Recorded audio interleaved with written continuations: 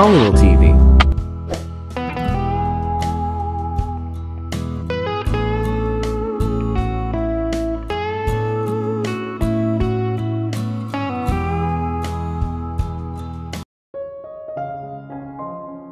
Natigil ang aking paghinga sa aking lalamunan habang pinapanood ko ang pag-play ng video.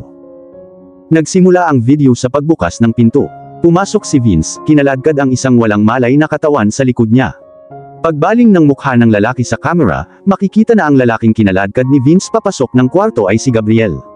Nang ibagsak niya ang katawan sa sahig, biglang bumukas ang pinto. Sa pagkakataong ito ay pumasok si Angela. Bumagsak ang tingin niya sa sahig at nanlaki ang mga mata nang makita ang katawan. Mabilis siyang lumapit kay Vince at hinarap ito. Nagsimulang magtalo ang dalawa habang tinuturo niya ang isang daliri sa katawan. Napapadyak siya sa kanyang mga paa sa sobrang inis. Parang hindi nakikinig si Vince habang nagsasalita. Inilayo nito ang ulo sa kanya. Pero hindi pa rin siya sumuko, patuloy pa rin siya sa pag-asar hanggang sa maputol ang pasensya nito. Itinulak siya nito ng malakas at bumagsak siya sa sahig. Laking gulat ni Angela sa kanyang ginawa kaya't inabot siya ng ilang sandali upang makabawi. Nang makabawi siya, bumangon siya, ikinulong ang kanyang mga kamao sa isang bola, at sunod-sunod na suntok ang ginawa sa katawan nito. Napaatras siya mula sa biglaang pag-atake. Nabaluktot ang mukha nito sa isang pangit na maskara ng galit at sinampal niya ito ng malakas na hindi na ito nakabangon ng ilang sandali. Lumapit si Vince sa pinto at padabog na isinara ang pinto. Lumipas ang ilang minuto, pero hindi pa rin siya bumabalik. Maingat na bumangon si Angela mula sa sahig. Dumapo ang tingin niya kay Gabriel na wala pa ring malay. As if making up her mind, nagmamadali siyang pumunta sa night table kung saan may teleponong nakapatong sa itaas. Sa sandaling iyon ay inabot niya ang telepono at nag-dial ng numero, bumukas ang pinto at pumasok si Samantha. May hawak siyang kitchen knife. Siguradong natarante si Angela na hindi niya narinig ang pagbukas at pagsara ng pinto sa likuran niya. Naabot ni Samantha ang kanyang target. Itinaas niya ang kutsilyo sa hangin. Bago pa maintindihan ni Angela ang nangyayari, bumaon ang kutsilyo sa kanyang balikat. Umagos ang dugo mula sa sugat at nabahiran ang malinis niyang puting damit. Pagkabigla ang nag-registered sa kanyang mga mata pagkatapos niyang lumingon sa kanyang likuran at nakita si Samantha, na nagbabantang ngumisi sa kanya na parang demonyo. Bumuka ang labi niya habang sumisigaw sa sakit. Nakuha niya ang vase sa night table at binasag ito sa ulo ni Samantha. Nagsimulang umagos ang dugo mula sa matinding sugat sa kanyang noo. Napasubsob siya sa sahig at gumulong-gulong sa sakit. Bumaba ang kutsilyo sa tagiliran niya. Sinamantala niya ang pagkakataon at tumakbo siya sa pinto habang namimilipit sa matinding paghihirap ang kanyang killer. Ngunit siya ay masyadong mahina para makagalaw. Sa kalagitnaan ng pinto ay tuluyan na siyang bumagsak. Namilipit ang mukha niya sa hindi matiis na sakit habang nakahiga sa walang bahid na puting sahig na ngayon ay nabahiran na ng kanyang dugo. Hindi pa siya sumuko. Kahit na siya ay malubhang nasugatan ay pinilit niyang bumangon para lamang bumagsak muli sa sahig. Hindi siya makagalaw sa pagkakataong ito. Habang nagpupumiglas siya ay mas malayang dumaloy ang dugo mula sa nakanganganyang sugat. Nakabawi si Samantha sa sakit na natama ng vase. Dahan-dahan siyang bumangon at kinuha ang kutsilyo. Isang masasamang ngiti ang sumilay sa kanyang mga labi habang tinatawid niya ang distansya sa pagitan nila. Nang makarating siya sa gilid ni Angela, wala na siyang malay sa dami ng dugong nawala sa kanya. Itinaas ni Samantha ang kutsilyo sa ere at walang pagdadalawang isip, muli niya itong isinubsob sa katawan ni Angela. Paulit-ulit niyang itinutok ang kutsilyo at walang pagsisisi. Paulit-ulit niya itong sinasaksak na parang nangangatay ng karne ng hayop at hindi tao. Hindi siya kontento sa ginawa niya. Binaligtad niya ang katawan ni Angela saka siya sinaksak ng paulit-ulit hanggang sa mapagod ang kanyang mga kamay. Walang sino man ang maaaring mabuhay matapos ang kanyang mga organs ay malubhang napinsala ng isang malaking kitchen knife. Si Angela ay hindi exception. Nasiyahan sa kanyang ginawa, nagtuwid si Samantha. Tinitigan niya ang walang buhay na katawan ng walang pagsisisi. Isang matagumpay na ngiti ang sumilay sa kanyang mga labi na para bang hindi lang siya nakagawa ng pagpatay. Ibinaling niya ang atensyon kay Gabriel. Sa kanyang masamang pag-iisip, alam na niya kung ano ang gagawin. Hindi nagtagal ay nakarating na siya sa tabi niya. Dahan-dahan niyang kinuha ang kaliwang kamay nito at ikinalat ang dugo mula sa nakasuot nitong daliri sa paligid ng mga palad nito. Nang matapos siya, pumunta siya sa kanang kamay niya at ganoon din ang ginawa niya. Matapos takpan ang kanyang mga palad ng dugo ni Angela, inilagay niya ang kutsilyo sa kanyang kamay at pinulupot ang kanyang mga daliri sa paligid nito upang ipakita na siya ang mamamatay tao. Pagkatapos kong mapanood ang video, bumaliktad ang tiyan ko, at tumaas ang apdo sa lalamunan ko. I have this urge to run to the bathroom at ibuhos lahat sa lababo.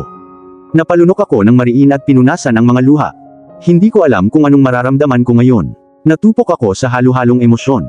May bahagi sa akin na nagalit sa pag-iisip na si Samantha ay brutal na pinatay ang kanyang daughter-in-law nang hindi nagdurusa sa pagkakasala pagkatapos. Marahil siya ay hindi matatag sa pag-iisip gaya ng sarili niyang anak. Ang isipin na kaya niyang lumayo sa pagpatay ng ganoon lang ang pinaka-ikinagalit ko. Kung wala si Angela nag-iwan ng anumang ebidensya na nagtuturo sa kanyang tunay na pumatay na nangangahulugan lamang na ang tunay na salarin ay hinding-hindi mahuhuli. Salamat kay Angela, sobrang laki ng utang ko sa kanya. Kung hindi dahil sa kanya wala tayong ebidensya laban kay Samantha. Nilunok ko ang bukol sa lalamunan ko at iniwas ko ang tingin ko sa screen. Hindi ako makakatulog ng mapayapa ngayong gabi, iyon ay sigurado. Binigyan ako ni Catherine ng isang basong tubig. Salamat. Bulong ko, kinuha ito mula sa kanyang kamay at ininom ang nilalaman in one go. Mas gumaan ang pakiramdam ko pagkatapos. Isang malalim na buntong hininga ang pinakawalan ko. Malapit nang matapos ang pagsubok na ito. Ang tunay na pumatay ay malapit nang magbayad para sa kanyang mga krimen. Sa pagkakataong ito sisiguraduhin kong mabubulok si Samantha sa likod ng mga rehas magpakailanman. Si Lucas Nicolas ay buong pagmamalaki na nakaupo sa kanyang trono, ang kanyang swivel chair, tulad ng kasumpa-sumpa na Diyos ng Underworld, si Hades. Ang nakakatakot na katahimikan sa loob ng kanyang opisina ay bumalot sa kanya na parang balabal. Ang beep sa kanyang laptop ay agad na umukit ng isang kunot sa kanyang noo. Ang tunog ay nagpapahiwatig ng isang bagong mensahe ay dumating. Pinindot niya ang notification bar. Si Catherine Grace, ang kanyang pinsan, ang OIC ng investigation firm na kanyang pinagtatrabahuhan ay nagpadala sa kanya ng isang video file. Babaliwalain na sana niya ang mensahe nito nang makatanggap siya ng isa pa, sa pagkakataong ito ay nakasulat ito sa malalaking titik. It says very important. Isang malalim na buntong hininga ang pinakawalan niya. Iniisip niya kung ano ang ginagawa ng kanyang pinsan. Panapanahong iniistorbo siya ni Catherine Grace sa mga walang kwentang bagay at sinasabing mahalaga ito, kahit hindi naman. Ito ang paraan niya para sabihin sa kanya na huwag sobrang trabaho. Umalis ng walang pagpipilian, nag-click siya sa video, at nagsimula itong mag-play. Agad na nakuha ng video ang kanyang interes. Hindi niya maalis ang tingin dito sa pagkakataong ito. Nagsalubong ang mga kilay nito habang namumungay ang mga mata sa konsentrasyon habang pinagmamasdan ang sumunod na nangyari. Bumagsak ang kanyang pangasa sa higat ng laki ang kanyang mga mata sa gulat ng bumungad sa kanyang mga mata ang morbid scene. Nasa harap niya mismo ang ebidensyang magpapatunay na inosente si Gabriel. Sa pagkakataong ito, hindi na makakatakas ang tunay na salarin sa kanyang mga krimen. Matapos mapanood ang video ay nagpakawala siya ng hininga na hindi niya alam na hawak niya. Kahit hindi na nagpe-play ang video, patuloy lang siya sa pagtitig sa screen habang unti-unti niyang binabawi ang kanyang composure. Natulala pa rin siya matapos mapanood ang video. Hindi niya alam kung kailan masyadong murder dahil natural lang ito sa kanyang trabaho. Pero kahit papaano, sobrang nakakabahala ang video. Tanging isang taong may sakit sa pag-iisip ang sasaksakin ng 40 beses pa ang patay na babae. Biglang tumunog ang phone niya sa ibabaw ng table niya. Napapikit siya sa biglaang tunog na tumutusok. Habang inaabot niya iyon, namalayan niyang nanginginig ang mga daliri niya. Nagkibit balikat siya at pinihit ang answer button. Nakita mo ba yung video, Nick? Tanong ni Catherine sa tonong puno ng excitement. Oo, sagot niya. For the very first time, nagpapasalamat siya sa pinsan niya na minsan nakakainis. Paano mo nakuha ang ebidensya? Tanong niya. Maingat na bumangon si Lucas Nicolas sa kanyang kinauupuan habang hinihintay ang tugon ni Catherine. The swivel chair squeaked in relief nang maalis niya ang bigat nito. Nakatayo siya sa harap ng salamin na bintana at nakatitig sa walang hangganang tanawin ng mga skyscraper at mga establishment sa kanyang harapan habang ang paglubog ng araw ay lumubog sa abot tanaw. Nagmistulang mahiwagang eksena ang eksena mula mismo sa canvas ng pintor. Si Angela ang nag-lead sa amin sa ebidensya. Nag-iwan siya ng sulat kay Monica na sinasabi sa kanya ang lahat. Hingal na hingal niyang paliwanag. Nai-imagine niya ang kanyang pinsan na pabalik-balik habang nagsasalita. Hindi maiwasang isipin ni Lucas kung ano kaya ang nangyari kung hindi nag-iwan ng ebidensya si Angela bago siya namatay. Kahit na inosente si Gabriel, hindi siya mananalo sa kaso. Ang killer, na nalaman niya ay si Samantha, ay nagsagawa ng kanyang krimen ng napakahusay na imposibleng patunayan na siya ang tunay na pumatay. Hindi niya kilala ng personal si Angela pero sa totoo lang sobrang thankful siya dito. Mapapatunayang inosente si Gabriel. Kasama mo ba si Monica ngayon? Tanong niya, inalis ang tingin sa napakagandang view sa labas ng bintana. Bumalik siya sa table niya para hanapin ang susi ng sasakyan. Inilagay niya sa drawer sa ilalim ng table niya. Nang matagumpay niyang makuha ang susi, kinuha niya ito at ibinaba sa bulsa ng kanyang pantalon. Yes, she's here with me. Sagot niya na may panandaliang pause. Bakit mo natanong? Good. I received the information that Vince was back in the country. Kung maaari, please don't allow Monica to leave the house. Delikado. Gabriel would skin me alive if something happened to his wife. Copy. Sisiguraduhin kung hindi siya lalabas ng bahay. Sabi ni Catherine na may pananalig. Nang matapos ang tawag, pinindot ni Lucas ang end button, at inilagay ang kanyang telepono sa kanyang bulsa saka kinuha ang kanyang coat na nakasabit sa dingding bago tumungo sa elevator. Nang marating niya ang ground floor, lumabas siya ng gusali at dumiretso sa makinis na kulay silver na Jaguar na naghihintay sa parking lot. Ang kotse ay regalo ng kanyang lolo at naging paborito niyang kotse mula noon. Ang matalim niyang mga mata ay dumaan sa mga marangyang sasakyan na maayos na nakahanay sa maluwag na parking area. Mag-isa lang siya at wala siyang dapat ipag-alala kung may umatake sa kanya. Kung sakali man, alam niyang protektahan ang sarili niya. Sumakay siya sa loob ng kanyang Jaguar at pinaandar ang makina. Umabante ang sasakyan hanggang sa ligtas na itong umaandar sa 4-lane highway. Habang nagmamaneho siya, hindi niya binitawan ang kanyang bantay. Matamang pinagmamasdan ng kanyang mga mata ang kanyang paligid. Ang mga taon ng pagtatrabaho sa investigation agency ay nagturo sa kanya na maging maingat sa lahat ng oras. Hindi niya malalaman kung kailan malalagay sa panganib ang kanyang buhay, at least handa siya kapag nangyari iyon. Huminto ang sasakyan sa harap ng police station. Itinulak niya ang pinto at lumabas doon. Sa mabilis at nagmamadaling hakbang ay narating niya ang gusali.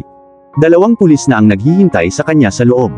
Nagawa niyang magpadala sa kanila ng kopya ng hidden camera footage bago siya umalis. Sa ngayon, sigurado siyang natapos na rin nila itong panuurin at na-validate na hindi gawa-gawa. Kinausap niya ang 2 opisyal. Ngayong gabi, pinaplano ng pulisya na hulihin si Samantha Anderson bago siya makaalis ng bansa, at sasama si Lucas sa kanila. Pinag-uusapan pa nila ang kanilang mga plano para ngayong gabi nang tumunog ang papalapit na mga yabag. Nang iangat niya ang kanyang ulo ay sinalubong ni Gabriel ang kanyang paningin. Tumingin siya sa kaibigan at ngumiti. Congratulations, you escaped the hangman's noose. We just proved you're innocent. Isang katok sa pinto ang tumunog, na nagpapahiwatig na oras na. Sinulyapan niya ang kanyang kumikinang na wristwatch at nakitang alas 7 na ng gabi. Eksaktong oras na nagkasundo sila ni Lucas Nicolas na pumunta. Bumangon siya mula sa single sofa. Bago siya tumungo sa pinto ay kinuha niya ang kanyang leather glove sa ibabaw ng glass table, at pinadulas ito sa kanyang mga daliri. Huminga siya ng malalim bago niya inabot ang knob at binuksan ang pinto. Nakatayo sa labas ng pinto ang matalik niyang kaibigan. Nakatayo siya ng tuwid, bahagyang nakahiwalay ang mga binti, at nakahalukip-kap ang mga braso sa dibdib. Nakasuot siya ng maskara ng walang papel na ekspresyon. Si Lucas Nicolas ay nakasuot ng fitted black long sleeve at maong na may parehong kulay. Handa ka na? Tanong niya, pinahaba ang kanyang gloved fingers habang iniabot sa kanya ang baril. Higit pa sa iyo, sagot niya sabay kuha ng sandata sa hawak ng kaibigan. Isinabit niya ang baril sa holster sa kanyang balakang. Magkasama silang nagmarcha palabas ng bahay ng tahimik. Ang nagbabantang langit na walang bituin ay kumalat sa abot tanaw na parang isang maitim na balabal. Maging ang buwan ay ayaw magpakita ngayong gabi na ginagawang hindi kaakit-akit ang kalangitan. Isang malamig na hangin ang bumalot sa kanya. Sa kabila ng makapal na tela na suot niya, nanginginig siya. Marahil ito ay isang tanda na nagsasabi sa kanya na ngayong gabi siya ay tumuntong sa isang mapanlinlang na bangin at isang maling galaw ay siya ay bumulusok sa kanyang kamatayan. Kaya naman kailangan niyang mag-ingat. Binuksan niya ang pinto ng sasakyan at pumasok sa loob. Umupo si Lucas sa tabi niya sa driver's seat at pinaandar ang makina. Binagtas ng sasakyan ang madilim at walang laman na highway. Sumandal siya sa kinauupuan at tumitig sa labas ng bintana kung saan wala siyang makita kundi ang mahinang pagkutitap ng mga ilaw mula sa mga street lights. Nalipat ang tingin niya sa matalik na kaibigan na nakapako ang mga mata sa kalsada at naalala niya ang kanilang pag-uusap bago nagsimula ang kanilang paghahanda. Ayaw ni Lucas na pumunta siya. Masyadong delikado, sabi ng kaibigan niya. Ngunit nakapagdesisyon na si Gabriel bago pa man niya nalaman na ngayong gabi ay susunduin ng mga pulis si Samantha sa loob ng Anderson Mansion at saka siya huhulihin.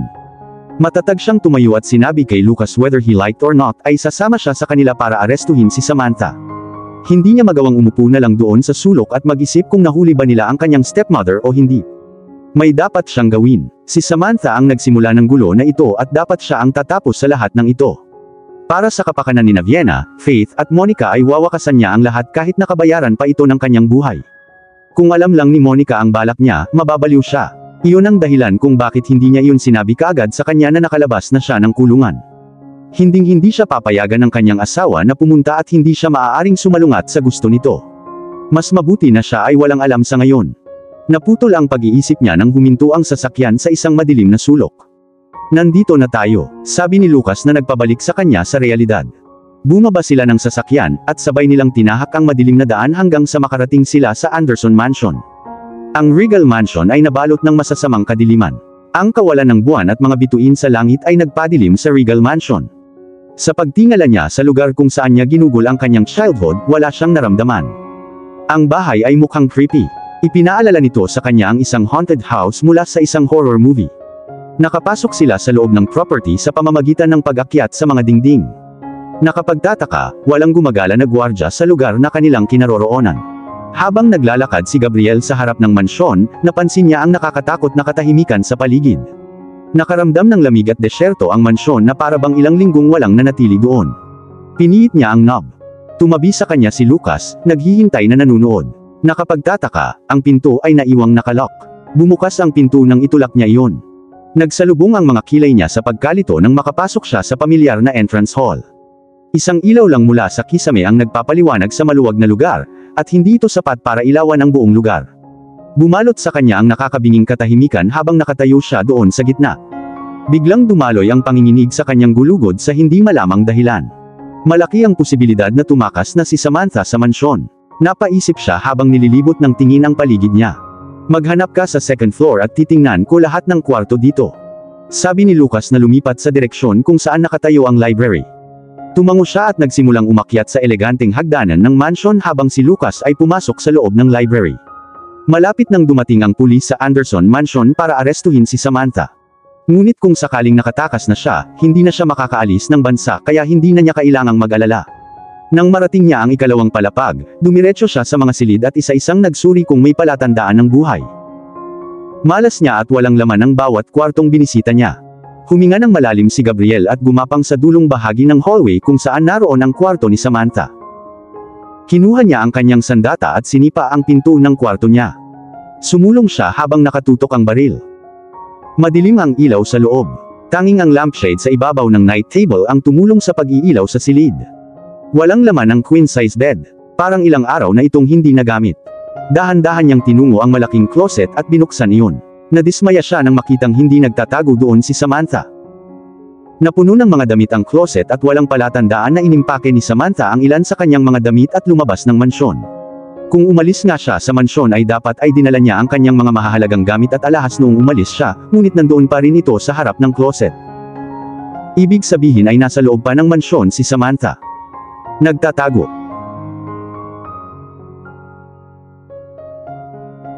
At dito na po, nagtatapos ang part 61 ng ating kwento. Sabay-sabay po nating abangan ang susunod na kabanata. Maraming salamat po. God bless and stay safe.